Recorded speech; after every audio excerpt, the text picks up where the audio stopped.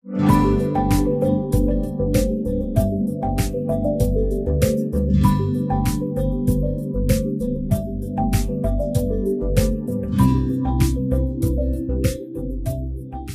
October বিশ্ব মানসিক স্বাস্থ্য দিবস। সমগ্র বিশ্বব্যাপী এই দিন এবং পুরো অক্টোবর মাস ব্যাপী মানসিক স্বাস্থ্যের প্রচারণায় সমগ্র বিশ্বের মানসিক স্বাস্থ্য কর্মীরা কাজ করে। সুপ্রিয় দর্শক, আমাদের আজকের এই পর্বটি আমরা মানসিক স্বাস্থ্য দিবসকে উপলক্ষ করে আয়োজন করেছি। এবারের বিশ্ব মানসিক স্বাস্থ্য দিবসের প্রতিপাদ্য কর্মক্ষেত্রে এখন মানসিক স্বাস্থ্যকে অগ্রাধিকার দেওয়ার সময়।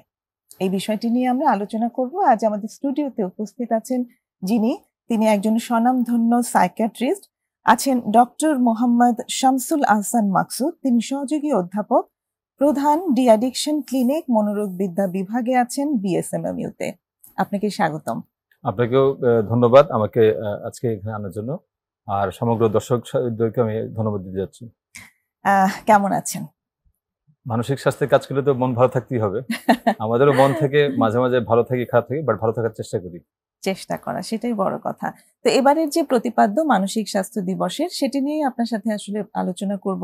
তো প্রথমে একটু জানতে চাই যে এই যে বলেছি যে কর্মক্ষেত্রে এখন মানসিক স্বাস্থ্যকে অগ্রাধিকার দেওয়ার সময়, এটার তাৎপর্যটা যদি একটু আমাদেরকে জানান যে কর্মক্ষেত্রেই কেন, এবং এই যে বলেছে এখন কেন?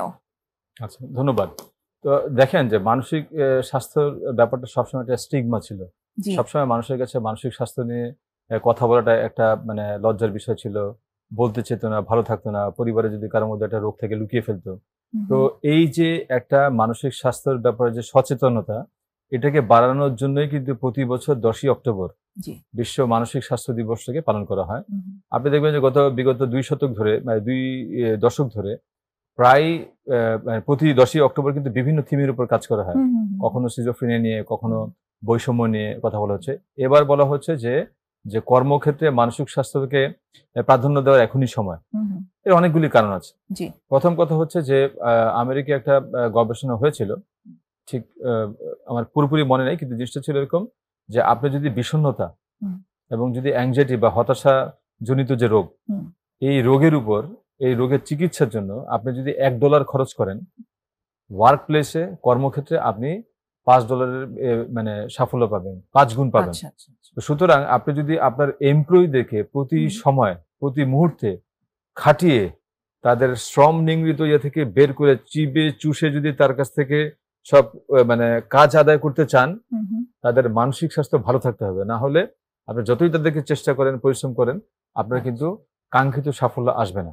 তো এই জন্য তাদের মেন্টাল হেলথ ভালো থাকাটাও জরুরি। তার মানে বলতে চাচ্ছেন মেন্টাল হেলথের উপরে যত বেশি ইনভেস্ট করা হবে, তত বেশি প্রোডাক্টিভিটি বাড়বে, এবং ওখান থেকেই আসলে ইনভেস্টমেন্টটা বাড়বে, লাভের জায়গাটাতে কোম্পানি অর্গানাইজেশন গুলো আরো বেশি লাভবান হতে পারে। অবশ্যই, কারণ হচ্ছে আমাদের দেশের, আমি জানি না যে সাধারণভাবে যেই যারা এমপ্লয়ার, যারা এন্টারপ্রেনার, তাদের যে কার্যকলাপকে যদি আপনি বিশ্লেষণ করেন, তারা মনে করে যত খাটাতে পারবো ততই বোধহয় লাভ হবে।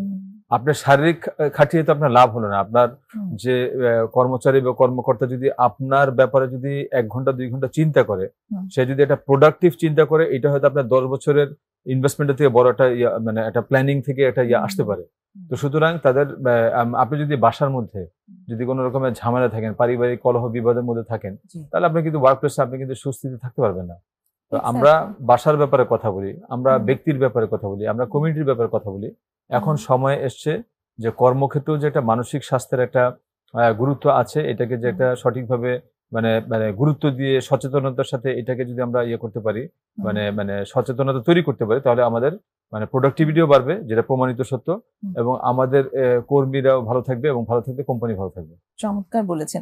একটু আমার যেমন রিলেভেন্টলি মনে পড়ছে, আমি শুনেছি এটা অবশ্য চায়নাতে, যেমন শুনেছি যে বিভিন্ন জায়গায় ওয়ার্ক প্লেসে দুপুরবেলা একটা টাইম ন্যাপ নেওয়ার জন্য নাকি ওরা রেখে দেয়, যে সবাই সেই সমস্ত সময় সব এমপ্লয়িরাই হচ্ছে খানিকক্ষণ রেস্ট নিবে, সেটা 10 মিনিটস, 15 মিনিটস বা 20 মিনিটস যেটাই হোক।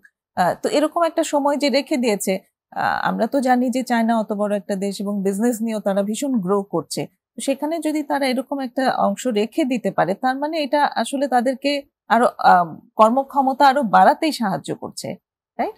জি, আমার মনে হয় এই জাপানের ব্যাপারে বোধহয় শুনেছি কিনা আমি পুরোপুরি শিওর না, কিন্তু জাপানে ওদের একটা ইয়ে আছে যে ১ ঘন্টা একটা ন্যাপ নেওয়ার একটা ইয়া করা আছে। আচ্ছা। এখন আপনার ধরেন যে ওই এটা আসলে নির্ভর করে ওই জাতির মাইন্ডসেট কিরকম, ওদের কাজের প্যাটার্নটা কিরকম। যেমন আপনি যদি ইটালিতে দেখেন, ইটালিতে কিন্তু তারা ৩ ঘন্টা একটা ম্যান্ডেটরি একটা মানে তারা একটু মানে বিশ্রামে যায়। দুপুরবেলা একটা লম্বা সময় ২-৩ ঘন্টা একটা ইয়ে থাকে। আপনার রেস্টুরেন্টগুলিতে গেলে দেখবেন যে বন্ধ থাকে। আপনি ওই সাম্প্রতিক সময় মানে আমাকে এক রোগী বলছিল যে সিঙ্গাপুরে একটা ডাক্তারের কাছে গেল, তো দেখতেছে যে দেখলো যে সে ওই ডাক্তার একটা ব্রেকে আছে। তো ফেরত আসার পর জিজ্ঞেস করলো যে তুই কি কারণে ব্রেক নিলে, বললো যে আমাদের এখান থেকে ম্যান্ডেটরি হচ্ছে ১ ঘন্টা আমাদেরকে এক্সারসাইজ করতে হবে। তো সুতরাং আপনার মানে উন্নত দেশে কিন্তু আপনার ওই মানে যারা এমপ্লয়ার তারাই কিন্তু তাদের যারা হোয়াইট কলার জব করে, যারা খুব ভালোভাবে কাজ করে, বা হয়তো সবার ক্ষেত্রে সত্য যে তাদের ওয়েলবিং, তাদের ভালো থাকার ব্যাপারে তারা কিন্তু এমপ্লয়াররা চিন্তা করে, যারা আপনাকে চাকরি দিচ্ছেন তারাই বলে, এবং তারাই কিন্তু একটা ম্যান্ডেটরি ইয়ে করে দেয়। আমেরিকাতে যারা বড় বড় কর্পোরেট এক্সিকিউটিভ টপ যারা তাদের ম্যান্ডেটরি ২ সপ্তাহ ৩ সপ্তাহ একটা ছুটি নিতে হয়। এবং আমাদের দেশেও কিছু কিছু মাল্টি ন্যাশনাল কোম্পানিতে এই কাজগুলি হয়। যেমন এভার কেয়ারে যে ডাক্তারদের ব্যাপারটা আমি জানি যে ওখানে আপনাকে বছরে কনসালটেন্টদেরকে ২ সপ্তাহের স্যালারিড টাইম আউট নিতে হয়, এবং এটার জন্য তারা একটা মানে একটা প্যাকেজও তারা দিয়ে দেয়। তারা ওই সময়টা তাদের ইনকামটাকে রেখেই তাদেরকে ২ সপ্তাহের ব্রেক দেয়, কারণ তারা মনে করে যে প্রত্যেকেরই একটা ব্রেক দরকার, তাদের একটা কর্মক্ষেত্রে একটা মানে কি বলে যে তাদের জন্য মানসিক একটা প্রপার একটা রেস্ট থাকে, একটা মানে একটা সুস্থিতি থাকে এবং সুস্থিতি থাকে, তারা যেন একটা ভালোভাবে মানে কাজ করতে পারে, সো দ্যাট তাদের এনাফ রেস্টের পরে যেন তারা পূর্ণাঙ্গ কি বলে যে কর্ম মানে স্পৃহা নিয়ে যেন আবার কাজে যোগদান করতে পারে। তো সুতরাং যেটা যে বিশ্বে আছে তা না, বাংলাদেশেও আছে, এবং আপনার একটা রেস্টের পরে কিন্তু আপনার কার্যকলাপ এবং আপনার মানে আপনার এফিসিয়েন্সি, ওয়ার্ক এফিসিয়েন্সি কিন্তু বেড়ে যায়, সত্যিই বেড়ে যায়। আরেকটাও এক্সাম্পল, যেমন এটা আমি দেখেইছি যে বিদেশে কয়েকটি জায়গায় এরকম কাজের শেষে মানে যখন শেষ হয়ে গেল তারপরে ওরা ওয়ার্ক প্লেসেই মিউজিক ছেড়ে অ্যারোবিক্স করছে কিংবা একটা ডান্স করছে, সব ইয়েরা মিলেই, এমপ্লয়াররা মিলে কালিগরা মিলে, এবং সেটাও অফিস থেকে ম্যান্ডেটরি করে দেওয়া। এই ধরনের উদ্যোগগুলো কিন্তু অনেক বেশি মানে কর্মীর জন্য অনেক বেশি রিল্যাক্সিং, তাদের একই সঙ্গে হয়ে গেল, তাদের ফিজিক্যাল অ্যাক্টিভিটিটাও হয়ে গেল, আবার কাজটাও হয়ে গেল, তার সাথে মেন্টাল একটা রিফ্রেশমেন্টও হয়ে গেল। এটাও যেমন আছে, এখন আসলে সবাই ইনোভেটিভ, প্রত্যেকে ধরেন যে গবেষণালব্ধ মানে মানে এভিডেন্স বেস ইয়ে থেকে যেই মানে কাজগুলি তার কর্ম মানে আউটকাম বাড়া দিচ্ছে, ওগুলিকে কিন্তু তারা মানে প্রমোট করছে, ওগুলিকে ইমপ্লিমেন্ট করছে। তারা চাচ্ছে যে তাদের যে মানে কর্মকর্তা কর্মচারী আছে তারা যেন এই প্রসেসটার মধ্যে দিয়ে যায়, এবং তারা আসলে দিন শেষে এখান থেকে যেন বেস্ট আউটপুটটা নিয়ে আসতে পারে। তো এটাও যেমন একটা ব্যাপার আছে। আর আমি আরেকটু বলতে চাই প্রাসঙ্গিক, যে ওয়ার্ক প্লেসে যে মেন্টাল হেলথের ব্যাপারটা, এটা যে আপনি খালি একটা টাইম আউট নেবেন, আপনাকে একটা মানে বাৎসরিক একটা প্যাকেজ দিবে, আপনাকে একটা ইনসেন্টিভ দিয়ে করবে, তা কিন্তু না। আপনাকে এটাও এনশিওর করতে হবে যে আপনার যে কর্মী সেজন্য কোনোভাবে নিগৃহীত না হয়, বৈষম্যের শিকার না হয়, এবং ওয়ার্ক প্লেসে যেন তার ফিজিক্যাল এবং সেক্সুয়াল ভায়োলেন্সের শিকার না হয়, এটাও কিন্তু একইভাবে জরুরি। তো সুতরাং কর্মক্ষেত্রে আমরা যে মেন্টাল হেলথের কথা বলছি, এটা যে তার খালি ইনসেন্টিভ বা টাইম আউট তা না, তার physical, mental, social, emotional wellbeing প্রত্যেকটাই, তার শারীরিক, মানসিক, অর্থনৈতিক, এবং তার যে রিলিজিয়াস, তার যে স্পিরিচুয়াল, হ্যাঁ ধর্মীয়, এই সবকিছুরই কিন্তু একটা সুস্থ স্বাভাবিক বিকাশ এবং একটা সমন্বয়ের মাধ্যমে তার ভালো থাকতে হবে। এখান থেকে আমি অনেকগুলো আলোচনার সূত্র পেলাম। তার মধ্যে একটি হচ্ছে যে তার মানে বলছেন যে অন্তত 4টি দিকে একজন কর্মী ওয়ার্ক প্লেসে এফেক্টেড হওয়ার সুযোগ আছে: শারীরিক, মানসিক, সামাজিক এবং স্পিরিচুয়াল বা আধ্যাত্মিক। তো আমরা এই সবগুলোই শুনবো। একটু যদি ওইভাবে আসি যে তার মানে তাহলে কি কি ধরনের রিস্ক ফ্যাক্টর একটা কর্মক্ষেত্রে গিয়ে একজন কর্মী পায় যেখানে তার এই 4টি দিক থেকে এফেক্টেড হওয়ার সুযোগ আছে? আমরা যদি আলাদাভাবে বলি, যে ধরেন সবচেয়ে বড় যে ব্যাপারটা আমরা দেখি যে নারীর প্রতি সহিংসতা, বা নারীর প্রতি যে মানে একটা যে চাপিয়ে দেওয়ার একটা ব্যাপার। এখন ধরেন যে বাংলাদেশের একটা সিগনিফিকেন্ট পোর্শন অফ উইমেন, হ্যাঁ, মেয়েদের একটা বড় অংশ কিন্তু এখন কাজ করেন। আজ থেকে যদি 30-40 বছর আগে দেখতেন, সংসারের কর্তা ছিলেন একজন, বাকি সবাই কিন্তু তাদের পোষ্য ছিলেন। এখন কিন্তু সবাই কাজ করেন কম বেশি, এবং নারীরাও কিন্তু কাজের মধ্যে আছেন, এবং বাংলাদেশে কিন্তু সাম্প্রতিক সময় যদি ভালো মানে মাপের জবগুলির কথা দেখেন, এটা কিন্তু ঈর্ষণীয় সফলতা আছে। নারী এখন ধরেন যে এক্সিকিউটিভ থাকছে, ডাক্তার, ইঞ্জিনিয়ার, ইভেন আর্মিতে কাজ করছে, চ্যালেঞ্জিং পেশাগুলি তারা আছে, বিমানের পাইলট হচ্ছে, হ্যাঁ, দাপটের সাথে আপনার মানে মানে আইন আদালতে তারা মানে যুক্তিতর্ক দিয়ে খুব সমহিমায় উদ্ভাসিত। এখন তাদের এই যে বেড়ে ওঠার সময়, তাদের যে আমরা যে ক্যারিয়ার গ্রোথের কথা বলি, অনেক ক্ষেত্রে কিন্তু দেখা যায় তারা বিভিন্ন রকমের যৌন নিপীড়ন, নিগৃহ শিকার হন। এখন আপনার মানে অফিসের বস যদি আপনাকে নানাভাবে যদি মানে মানে হয়তো ফিজিক্যালি শারীরিকভাবে কোনো আঘাত করলেন না, কিন্তু ইমোশনালি এবং মেন্টালি যদি আপনাকে বিভিন্ন রকমের ভাবে নিগৃহীত করে, এটা তো সব কথা সব সময় বলা যায় না। আবার অনেক সময় এরকম হয় যে কিছু কিছু ওভার্ট মিনিং থাকে, কোভার্ট মিনিং থাকে। আপনাকে একটা মানে একটা তির্যক বাক্য মানে বিদ্ধ করলো, কিন্তু এটা হয়তো এটা ডাবল সাইডের মিনিং থাকতে পারে, কিন্তু এটাও হয়তো যেই নারীর তার হয়তো একটা ট্রমাটিক হতে পারে। তো সুতরাং ওয়ার্ক প্লেসের প্রোডাক্টিভিটি যদি আপনি বাড়াতে হয়, তো অবশ্যই পূর্ণ স্বাধীনতা নিয়ে স্বমহিমায় উনি যেন তার ফুল পোটেনশিয়াল, তার যে কর্মদক্ষতার সর্বোচ্চ ব্যবহার করে যেন উনি কাজে করতে হয় পারেন, এই পরিবেশটা মানে বাস্তবায়ন করার দায়িত্ব কিন্তু তার এমপ্লয়ারদের, এবং as a whole at large এই পুরো কর্পোরেট যে কালচার, এই কালচারের মধ্যে এইরকম একটা মানে পরিস্থিতি তৈরি করে নিয়ে আসতে হবে যারা যেন এরকম নিগৃহীত শিকার না হয়। একটা ছোট্ট বিরতির সময় হয়ে এসেছে, আমরা কি কি ধরনের ঝুঁকি আরো আছে আমরা আরো শুনবো বিরতিটা নিয়ে এসে। প্রিয় দর্শক, আমরা প্রমিসেস জানতে চাই আছি, একটা ছোট্ট বিরতি নেব, ফিরে এসে আবার কথা হচ্ছে।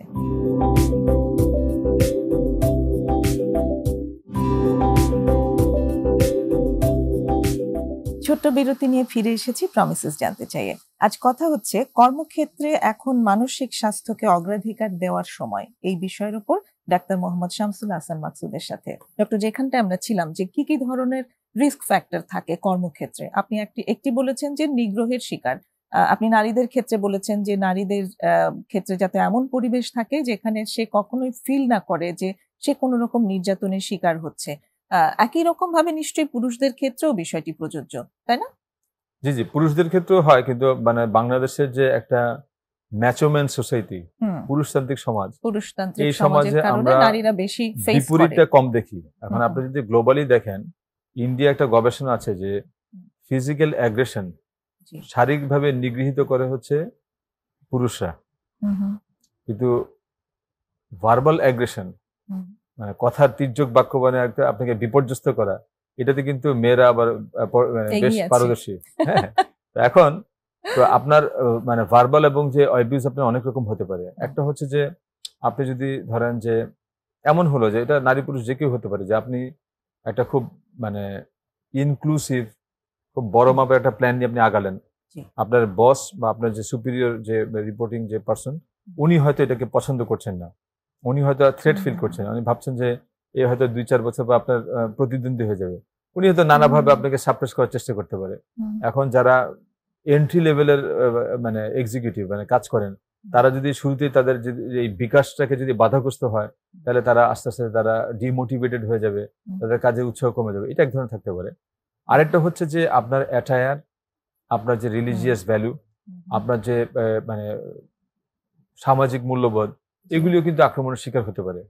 যেমন ধরেন একজন ব্যক্তি হয়তো সে মানে তার যে মানে ইসলামী পোশাক পরে আসলেন, তাকে হয়তো নিগৃহীত করলো, অথবা একজন হিন্দু নারী হয়তো শাখা পরে আসেন, তাকে হয়তো মানে মানে হেট ক্রাইমের মতো মানে কথাবার্তা বললো, বা এটা হচ্ছে ধরেন যে রিলিজিয়াসলি অফেন্সিভ, তো এগুলিও কিন্তু তার ওয়ার্ক প্রোডাক্টিভিটিকে কমায় দিবে। এবং আমরা সাম্প্রতিক সময় দেখেছি যে কোন একটা পাবলিক ইউনিভার্সিটিতে একজন শিক্ষককে অবাঞ্ছিত ঘোষণা করা হয়েছে। তার ব্যাপারে অভিযোগ ছিল যে প্রায় তিনি তার মানে চিন্তা ভাবনার বাইরের মতাদর্শ লোকদেরকে বাক্যবাণে পর্যদস্ত করতেন, তাদের যে ধর্মীয় মূল্যবোধ নিয়ে কটাক্ষ করতেন। সো আমরা চাইবো যে এরকম একটি সমাজ, যেটা হইতে পারে যে কর্পোরেট, এটা হইতে পারে যে ওয়ার্ক প্লেস, বলতে যে আপনার খালি মানে ব্যবসায়িক প্রতিষ্ঠান হবে তা তো না, এটা আপনার স্কুল, কলেজ, ইউনিভার্সিটি হতে পারে, যেখানে আপনি কাজ করেন। তো ওখানে আপনি আপনার পূর্ণ স্বাধীনতা নিয়ে কাজ করবেন, আপনাকে কেউ জাজ করবে না, এবং আপনার যে মূল্যবোধ এবং ইয়ে নিয়ে আপনি পরিপূর্ণভাবে কাজ করতে পারবেন। আমি অনেককে জানি যে ওয়েস্টার্ন ওয়ার্ল্ডে মানে জাস্ট কথার ক্ষেত্রে বলছি আর কি, যে অনেক আইটি সেক্টরে অনেক লোক আছে যারা তা একদম ভেরি ক্যাজুয়াল ড্রেস পরে অফিসে যান, এবং এমনও শুনেছি যারা একদম ধরেন যে তাদেরকে দেখে মনে হবে যে মাদ্রাসা থেকে কোনো একটা মানে ওস্তাদ সে বের হয়ে আসে কাজ করছে, দে ডোন্ট কেয়ার। তারা দিন শেষে দেখে যে আমি যাকে এমপ্লয় করছি তার কাছ থেকে আমি যে মানে তাকে যে বেনিফিটস গুলি দিচ্ছি তার কাছ থেকে আমি কি আউটপুট পাচ্ছি, যতক্ষণ পর্যন্ত তার আউটপুটটা ভালো থাকবে দে বিকাম নন জাজমেন্টাল। তাহলে একটা হচ্ছে যে আপনার যে বিশ্বাস, আপনার মূল্যবোধ, এটাকে কেউ যেন সাপ্রেস না করে। আপনি যেন পূর্ণাঙ্গভাবে আপনার স্বকীয়তা, স্বমহিমায় আপনি যেন একদম পূর্ণভাবে আপনার যেসব পোটেনশিয়াল আছে, আপনার যেসব কর্মদক্ষতা আছে, আপনার যেসব চিন্তা ভাবনা আছে, এটাকে যেন বিকাশ করতে পারেন এবং মানে আপনার প্রতিষ্ঠানকে যেন আপনি সর্বোচ্চ দিতে পারেন। এই জন্য আপনাকে কোনো ধরনের হ্যারাসমেন্ট না করা। অনেক সময় আমরা দেখি যে মানে বিগত সময় আমরা দেখেছি যে সরকারি চাকরিতে যখন তাদের মানে সিকিউরিটি চেক করা হয়, তাদেরকে এসবি ক্লিয়ারেন্স নেওয়া হয়, তখন দেখা গেছে তাদেরকে বিভিন্ন তকমা বা উপাধি দিয়ে তাদেরকে কিন্তু চাকরি থেকে বঞ্চিত করা হয়েছে এবং সাম্প্রতিক সময় দেখলাম তাদেরকে আবার চাকরিতে আবার রিইনস্টেট করা হচ্ছে। তো এইটা তো একটা বিরাট বৈষম্য। আমাদের বাংলাদেশের সংবিধান তো এমন ভাবে সবার জন্য মানে ওপেন, যে কেউ আসতে পারে, কম্পিটিটিভ এক্সামে থাকতে পারে এবং সাম্প্রতিক সময় আমরা কিন্তু এটা নিয়ে একটা বড় ধরনের একটা আন্দোলন দেখেছি। তো সুতরাং আপনার চিন্তা ভাবনা, আপনার মূল্যবোধ, আপনার যে মানে মানে মানে ভ্যালু সিস্টেম, এটা যেন কখনোই ক্ষতিগ্রস্ত না হয়। আপনাকে যেন আপনার চিন্তা ভাবনার কারণে যেন মানে মানে বৈষম্যের শিকার হতে না হয়, এটা অবশ্যই যারা মানে এমপ্লয়ার তাদেরকে দেখতে হবে। এবং এটা কিন্তু এটা সবচেয়ে বড় উদাহরণ হচ্ছিল যে জুলাই বিপ্লব, যে কোটা না মেধা, এই আন্দোলনে কিন্তু সারা দেশ একাকার হয়ে গিয়েছিল এবং বাংলাদেশের একটা বড় ধরনের একটা আন্দোলনের মাধ্যমে কিন্তু একটা বিজয় ছিনিয়ে আসছে। তো সুতরাং দিস ইজ হাই টাইম যে আমরা কর্মক্ষেত্রে মানে মেন্টাল হেলথ ইস্যুকে বড় করে দেব, প্রায়োরিটাইজ করব এবং কেউ যেন বৈষম্যের শিকার না হয়, নিগৃহীত না হয়, এটাও আমরা নিশ্চিত করব। দারুণ। এবার যদি আরেকটু ফোকাস হই যে ঠিক কি কি ধরনের মানসিক চাপের মুখে তাদের পড়তে হয় এবং সেটা মানে যেহেতু অ্যাজ আ সাইকিয়াট্রিস্ট একটু যদি প্রফেশনাল ভাষা থেকে যদি আপনি একটু জানান যে ঠিক কি কি ধরনের প্রবলেম তারা ফেস করে ফিজিক্যালি, মেন্টালি, যেগুলো থেকে তারা বুঝতে পারে যে আমি আসলে একটা মানসিক অসুবিধার ভেতর দিয়ে যাচ্ছি। আচ্ছা, এটা ধরেন কি ধরনের মানসিক সমস্যা হবে এটা আসলে নির্ভর করে যে ব্যক্তির মনের কাঠামোটা কিরকম। ওকে। যেমন ধরেন যে একজন যদি ছোটবেলায় খুব মানে নিগৃহীত হয়ে বড় হন, তার যদি সেলফ রিলায়েন্স, নিজের প্রতি আত্মবিশ্বাস কম থাকে, কর্মক্ষেত্রে যখন তাকে মানে অপদস্থ করা হবে, বিপর্যস্ত করা হবে, তাকে যদি মানে বৈষম্যের মধ্যে আনার চেষ্টা করা হয়, তাহলে স্বাভাবিকভাবে তাদের মধ্যে অ্যাংজাইটি ডিসঅর্ডার থাকতে পারে, মেজর ডিপ্রেসিভ ডিসঅর্ডার থাকতে পারে এবং কারো যদি এরকম মানে কগনিটিভ এরর থাকে, যাদের মধ্যে একটা বিশেষ ধরনের চিন্তা তাদের মধ্যে মানে সবসময় বিরাজমান থাকে, যে যখনই কোনো একটা চাপের মধ্যে পড়ে মনে করে যে আমাকে দিয়ে কিছু হবে না, আমি পারবো না।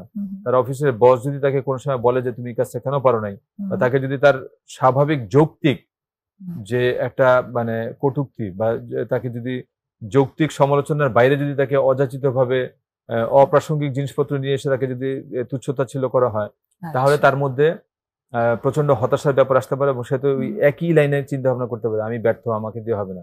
হয়তো তার আরেকজন কলিগ হয়তো এটা নাও চিন্তা করতে পারে। তো সেক্ষেত্রে মেজর ডিপ্রেসিভ ডিসঅর্ডার হতে পারে, কারো কারো ক্ষেত্রে সুইসাইডাল আইডিয়েশন পর্যন্ত হতে পারে। খুব বড় ধরনের যদি যৌন হয়রানির শিকার কোনো নারী হন, তাহলে তাদের মধ্যে পিটিএসডি বা পোস্ট ট্রমাটিক স্ট্রেস ডিসঅর্ডার হতে পারে, অ্যাকিউট স্ট্রেস ডিসঅর্ডার হতে পারে। এছাড়াও ডিপ্রেশন, অ্যাংজাইটি এই ধরনের রোগ তো হতেই পারে। তার ওয়ার্ক প্লেস অ্যাভয়েডেন্স থাকতে পারে, হ্যাঁ, মানে সে সব জায়গায় ভালো থাকে কিন্তু কাজের ক্ষেত্রে যেতে চায় না। অফিসের সময় আসলে সে হয়তো এড়িয়ে চলার প্রবণতা থাকে, হ্যাঁ, অফিসের পরিবেশে গেলে তার মাথা ধরে যায়, ভালো লাগে না, বমির ভাব আসে, খাওয়ার রুচি থাকে না, কিন্তু অন্য সময় ভালো থাকে। সেই ক্ষেত্রে আমরা এটাকে বলি যে অ্যাডজাস্টমেন্ট ডিসঅর্ডার। অ্যাডজাস্টমেন্ট ডিসঅর্ডার হতে পারে। তো সব ধরনের মানসিক রোগী হতে পারে, নির্ভর করে ব্যক্তির উপর আর কি পরিমাণ টর্চার বা ট্রমার মধ্যে দিয়ে সে যাচ্ছে, কি পরিমাণ বৈষম্যের শিকার হচ্ছে। এর কোপিং মেকানিজম নিয়ে আমি একটু কথা বলবো, এই কিভাবে অ্যাকচুয়ালি কোপ করা যেতে পারে বা কিভাবে কোপ করছে বলে আমরা দেখি। একটা বিরতি নেব তার আগে। প্রিয় দর্শক, আরেকটা বিরতির সময় হয়ে এলো, সঙ্গেই থাকবেন আশা করি।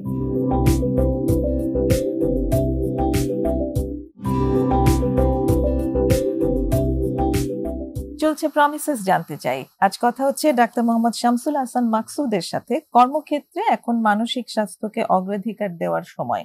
এই বিষয়টি এবছরের বিশ্ব মানসিক স্বাস্থ্য দিবসের প্রতিপাদ্য এবং এই বিষয় নিয়ে কথা হচ্ছে। তো ডক্টর, যেখানে আমরা ছিলাম যে বিভিন্ন ধরনের মানসিক চাপ তৈরি হয় কর্মক্ষেত্রের ওয়ার্কলোডের কারণে হতে পারে, টাইমিং এর কারণে হতে পারে, বা যে ধরনের কাজ সে করছে সেটার কারণে। তো সবাই তো অবশ্যই কোপ করে, অভিযোজন করার অবশ্যই চেষ্টা করে।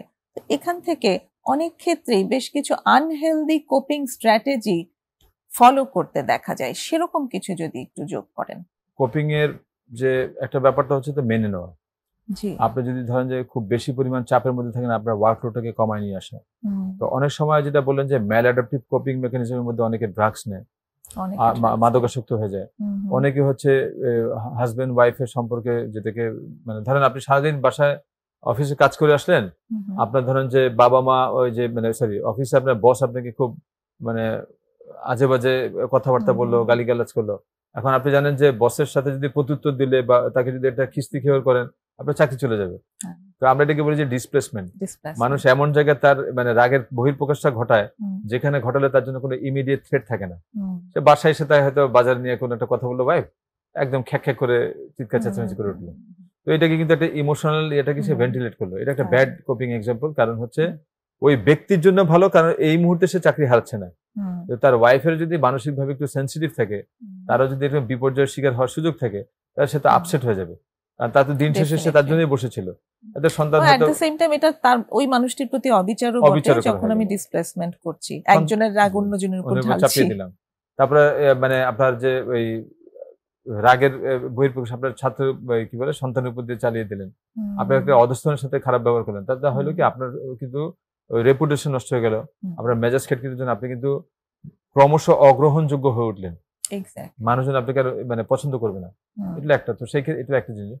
তো বললাম যে অনেকে ঘুম হয় না, অনেকে ধরেন যে আজে বাজে কথা বলে, তো অনেকে হচ্ছে ধরেন যে এটাকে তার এই যে অফিসের যে একটা স্ট্রেস, এটাকে ভেন্টিলেট করার জন্য সিগারেটের আশ্রয় নেন। সিগারেট খান, এটা অনেককেই বলতে শুনি যে সিগারেট ব্যবহার করলেই নাকি স্ট্রেস কমে যায়, এরকম মানে এটা কোপিং মেকানিজম। তাহলে একটা না, আপনি সিগারেট খেলে হয় কি যে ব্রেনের মধ্যে তো নিকোটিন রিলিজ হচ্ছে, সাময়িকভাবে আপনার ব্রেনটা কিছুটা নিস্তেজিত হয়েছে, এটা খুব এক্সহস্টেড ছিলেন, একটু কুল ডাউন করলো, কিন্তু দিন শেষে তো আপনি আসক্ত হয়ে গেলেন, একটা জায়গা থেকে আপনি আরেকদিকে চলে গেলেন। অনেকে আছে যে ব্যাংকার দেখলাম যে খুব প্রচন্ড কাজ করছে, দিন রাত কাজ করছে, কাজের আউটকামও খারাপ আসছে না, কিন্তু রাতে ঘুমাতে পারে না। আবার মাঝে মাঝে ধরেন যে ইয়ে করে, তখন চিন্তা করে যে আমি এই যে সারাদিন যে কাজ করলাম, দিন শেষে বন্ধু বান্ধবের সাথে একটা দুটা ইয়াবা খাওয়া শুরু করলো, খেতে খেতে তারপরে অফিসে যাওয়া শুরু করলো, অফিসে যে খাওয়া শুরু করলো, এসির মধ্যে থেকে ঘামায় না, সুন্দরভাবে কাজ করছে। ইয়াবা খেলে তারপরে কাজের উৎসাহ উদ্দীপনা বিগিনিং এ বেড়ে যায়, শুরুতে বেড়ে যায়, কিন্তু আস্তে আস্তে সে বিভিন্ন রকমের নানা মিথ্যার আশ্রয় নিতে থাকে। তার যে ওয়ার্ক অ্যাসাইনমেন্ট থাকে, অ্যাসাইনমেন্টগুলো সে কমপ্লিট করতে পারে না। তারপরে যে দেখা যায় এক সময় সে দিন রাত নানা রকমের প্রচন্ড মিথ্যা কথা বলে, ক্লায়েন্টের সাথে তার রেপো নষ্ট হয়ে যাচ্ছে, রেপুটেশনের কারণে ব্যাংকের রেপুটেশন নষ্ট হয়ে সে চাকরিটা হারায়। তো সুতরাং এটা হচ্ছে লং টার্ম একটা মানে কনসিকুয়েন্স। আপনি মাদকাসক্ত হয়ে গেলেন, তারপরে হচ্ছে ধরেন যে ফ্যামিলির সাথে রিলেশন কমে গেল, হ্যাঁ, তারপরে ধরেন যে ওই আপনাকে ওই যদি মনে হয় যে এটা আপনার জন্য মানে আপনাকে যদি ফিউচার প্রেডিকশন করেন যে হ্যাঁ আমি যদি এইভাবে কাজ করতে থাকি একটা সার্টেন পয়েন্টে আমি আর পারবো না, আমার শরীরের সাথে কুলাবে না, তাহলে আপনাকে কিন্তু টাইম আউট নেওয়া, কাজের ইয়ে কমায় নেওয়া, বাচ্চাকে একটা ছুটি নেওয়া, কোথাও বেড়াতে যাওয়া, হ্যাঁ, একটা প্রপার একটা রেস্ট ইয়ে করা, এগুলি করলে কিন্তু আপনি মোটামুটি আবার যখন ফেরত আসবেন তখন কিন্তু আবার পূর্ণ উদ্যমে কাজ করতে পারবেন।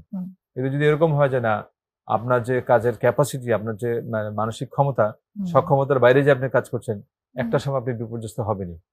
তো সুতরাং এমপ্লয়ারদেরও দেখা উচিত যে তার মানে কর্মী যেন একটা নির্দিষ্ট মাত্রায় বেশি কাজ না করে, সেজন্য এক্সহস্টেড না হয়ে যায়, সেজন্য একদম ক্লান্ত না হয়ে যায়, যেন তার পরবর্তীতে তাকে কাজই হচ্ছে না। আবার এমপ্লয়িকেও চিন্তা করতে হবে যে আমার সাধ্যের সীমার বাইরে আমি কোনো কাজের মধ্যে ইনভলভ হব না, এবং সে যদি কোনো সাময়িকভাবে কোনো রিক্রিয়েশনের মধ্যে যাওয়ার চেষ্টা করে, তাকে দেখতে হবে যে হেলদি রিক্রিয়েশন কি হতে পারে। সে জিমে যেতে পারে, সে 2 সপ্তাহ 1 সপ্তাহ যদি ছুটি নেয়, হাইকিং এ যেতে পারে, বেড়াতে পারে, যেগুলি তার একটা হেলদি ডোপামিন রিলিজ হবে, একটা সুস্থ ধরনের বিনোদন হবে। হ্যাঁ, তার বিপরীতে সে যদি মাদক নিয়ে নেয়, সে যদি ধরেন যে ওই যে ঘুমের ওষুধে আসক্ত হয়ে যায়, তাহলে সে সাময়িকভাবে হয়তো এখান থেকে সে বের হতে পারবে, কিন্তু লং টার্মে সে সবই হারাবে। এক্স্যাক্টলি। কি কি ধরনের অসুবিধা আরো হতে পারে যখন কেউ এরকম ধরনের আসক্তিতে জড়িয়ে যায়? একটা তো আপনি বললেন যে তার চাকরির ক্ষেত্রে দেখা যায় যে তার পারফরমেন্স কমে যাচ্ছে, তার ফিজিক্যাল হেলথেও নিশ্চয়ই বেশ ইস্যুস হয়। অনেক কিছু হতে পারে, যেমন ধরেন যদি আমরা যদি এটা তো একটা বড় মানে বিরাট মাত্রার ব্যাপার আর কি, যদি আপনি আমরা যেহেতু ওয়ার্ক প্লেস নিয়ে কথা বলছি এই জন্য এটা বললাম। একজন মানুষ যখন মাদকাসক্ত হয়ে যাবে, তার তো বায়ো সাইকো সোশ্যাল সব প্লেনই সমস্যা হবে। স্পিরিচুয়াল যদি আমরা এখানে অ্যাড করি, আলোচনা সাপেক্ষে এসেই গেল। যেমন ধরেন একজন 30 বছরের যুবক, ব্যাংকার, কাজ করছে, বেতন পাচ্ছে, তার ইনক্রিমেন্ট হচ্ছে, কাজের মানে কাজও সে করছে, ব্যাংক তাকে একটা ইনসেন্টিভ দিচ্ছে। দেওয়ার পর সে হঠাৎ করে চিন্তা করলো যে আমার যে চিপ থ্রিলস, আমার যে সাময়িক বিনোদন, যে একটা সস্তা বিনোদন, এগুলি আমি কিভাবে করবো?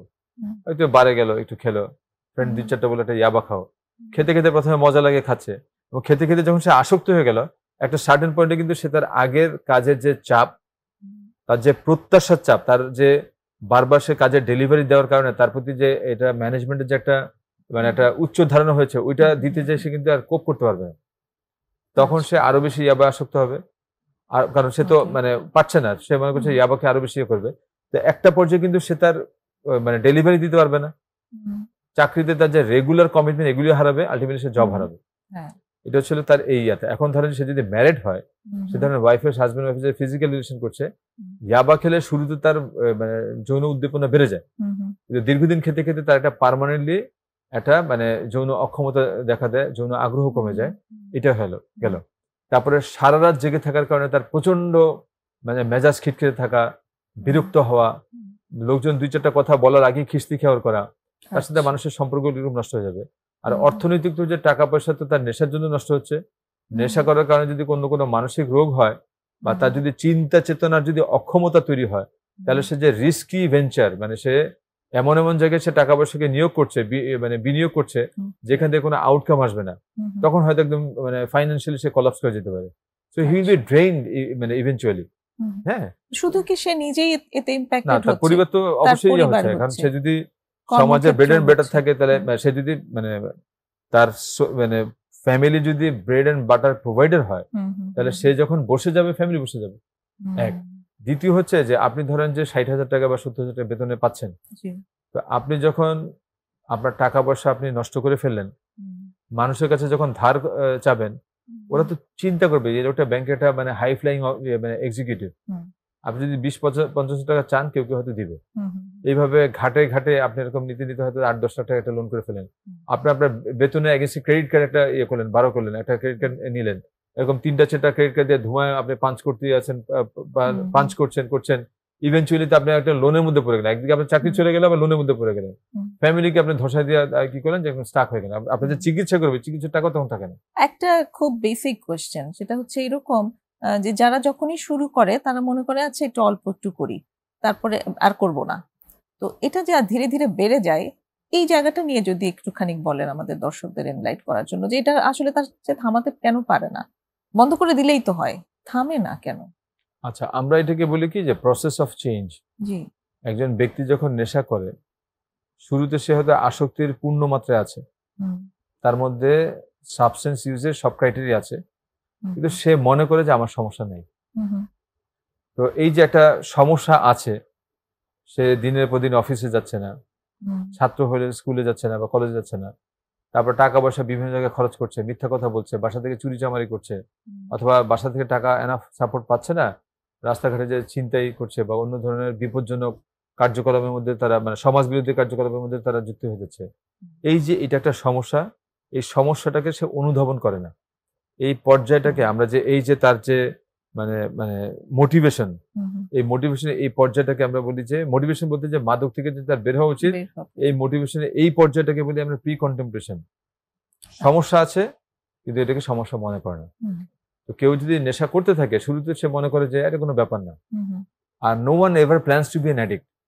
কেউ তো মানে জন্মের পরে মাদকাসক্ত হবে এই প্ল্যান নিয়ে আসেনি, করতে করতে হয়ে যায়। সমস্যা আছে, এটাকে সে অনুধাবন করে, কিন্তু এই সমস্যার উত্তরণের কোনো চিন্তা ভাবনা তার নাই, এটাকে আমরা বলি কন্টেম্পলেশন। তারপর হচ্ছে ডিসিশন। হ্যাঁ, তো সুতরাং আপনার মাদক যখন শুরু করে, শুরুতে কিন্তু তারা এটাকে সমস্যা মনে করে না, আস্তে আস্তে সমস্যা গাঢ় হতে থাকে, প্রগাঢ় হতে থাকে, এবং একটা পর্যায়ে যখন সে আটকে যায় বা তার কাছাকাছি সময় সে মনে করে যে হ্যাঁ এটার তো প্রবলেম, চিকিৎসা নেওয়া দরকার। হ্যাঁ, তো এইভাবে আগায়। আরেকটা হচ্ছে যে বাংলাদেশে যারা মাদকাসক্ত হয়, তাদের ম্যাক্সিমামের কিন্তু শুরু করেছে আউট অফ কিউরিওসিটি, কৌতূহল থেকে, অথবা পিয়ার প্রেশার, বন্ধু বান্ধবের পাল্লায় পড়ে। তো বন্ধু বান্ধবের পাল্লায় পড়ে যখন মানুষ খায়, তখন তো লাইক আই সেড যে no one ever plans to be an addict. সে তো এটা ভাবে নাই যে সে আসক্ত হয়ে যাবে, কিন্তু সময়ের পরিক্রমায় কিন্তু আস্তে আস্তে সে আসক্ত হয়ে যায় যখন এটা প্রবলেম হয়ে যায়।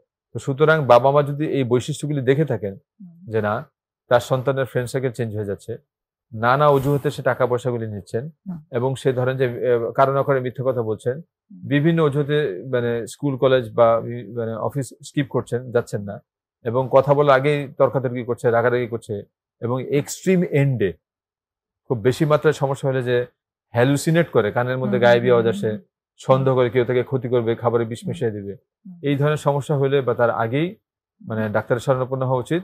আর কিছু কিছু গার্ডিয়ানের জন্য আমি বলবো যে এইটা মাথায় রাখা, যদি আপনার বাসার মধ্যে দেখেন যে দেয়া সেলাই কাঠি আনইউজুয়াল জিনিস, দেয়া সেলাই কাঠি, সিগারেটের যে মানে ফয়েল থাকে, মানে সিগারেটের মানে প্যাকেটের চারপাশে একটা রাংতা কাগজ থাকে, অ্যালুমিনিয়ামের ফয়েল, ওইগুলো যদি পোড়া থাকে, টাকা পোড়া থাকে, শিকির মধ্যে যদি পোড়া দাগ থাকে, তাহলে বুঝবেন যে আপনার সন্তান মাদকাসক্ত। আপনি যদি দেখেন যে তার বাথরুম থেকে বা ঘরে থেকে একটা মিষ্টি গন্ধ আসে, বুঝতে হবে যে সে ইয়াবা আসক্ত হতে পারে। এবং তার সাথে আগের ব্যবহারগুলো যদি আপনি দেখেন, অবশ্যই তাকে ডাক্তারের শরণাপন্ন হবেন, মাদকাসক্তি নিরাময় কেন্দ্রে নিয়ে উপযুক্ত চিকিৎসা করবেন। অনেক ধন্যবাদ, অনেক গুরুত্বপূর্ণ কিছু তথ্য দিয়েছেন। আরেকটা বিরতির সময় হয়ে এসেছে, ফিরে এসে আবার কথা হচ্ছে। দর্শক, আমরা খুব গুরুত্বপূর্ণ আলোচনায় আছি, আরেকটা বিরতি নিচ্ছি, সঙ্গেই থাকুন।